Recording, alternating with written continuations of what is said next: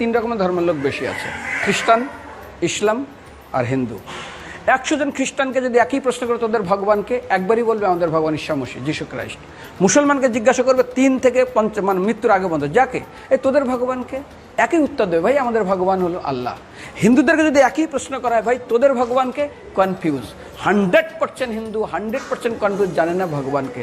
দ্বিতীয়ত, যদি তুমি মুসলমানকে জিজ্ঞাসা হয় তোরা মসজিদে কেন যাচ্ছিস, ওদের শেখানো হয় মসজিদে যেতে হবে নামাজ আদায় করার জন্য। সপ্তাহে ওরা 100% একদিন মসজিদে যাবেই। তুমি যদি খ্রিস্টানদের জিজ্ঞাসা করো তোমরা কেন কোথায় যাবে, কোথায় যাও না, আমাদেরকে একদিন তারা চার্চে যাবেই। কেন? ঈশ্বরে প্রার্থনা করার জন্য, ওদের শেখানো হয় জন্মের থেকে, এটা সংস্কার। আর হিন্দুদের যদি জিজ্ঞাসা করে তোমরা মন্দিরে কেন যাচ্ছ, হ্যাঁ আমার ছেলের বিয়ে হচ্ছে না, আমার মেয়ের বাচ্চা হচ্ছে না, আমার বাবা হসপিটালে আছে, কালকের আমার মামলার ডেট আছে, আমার ব্যবসা খুব খারাপ, আমার শরীর খুব খারাপ।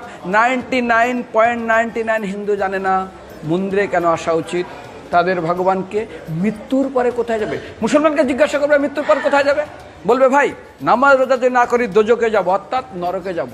যদি হিন্দুদেরকে জিজ্ঞাসা, ওদেরকে বলবে আর যদি করো নামাজ রোজা করি তাহলে বেহেশতে স্বর্গে যাব। যদি খ্রিস্টানদেরকে জিজ্ঞাসা করো, এই তোমরা যদি আমরা ঈশ্বর আরাধনা করি হেল অর্থাৎ নরকে যাব। যদি বলা হয় যদি করো ঈশ্বর আরাধনা তাহলে তোমরা হেভেন স্বর্গে যাব। আর হিন্দুদেরকে বলে যে তোমরা মরার পরেই 99% হিন্দু এটাই বলে, মিথ্যাই বলে, আমার বাবার সাজ্ঞানে স্বর্গে গিয়ে বসেছে। তোর বাবা কি জমি কেনা আছে নাকি স্বর্গে? তোর বাবা জমি কেনা আছে যে তোর বাবা মরার পরে স্বর্গে গেছে, হোয়াটসঅ্যাপ করে দেখি এই যে অ্যাটাচ বাথরুম টয়লেট আমি একদম ভালোভাবে পৌঁছে গেছে, তোর বাবা স্বর্গে গেছে জানিস তুই? আরে মৃত্যুর আগে এত কষ্ট পায়, এত কিছু করে, মারার পরে আমার বাবা স্বর্গে গেছে।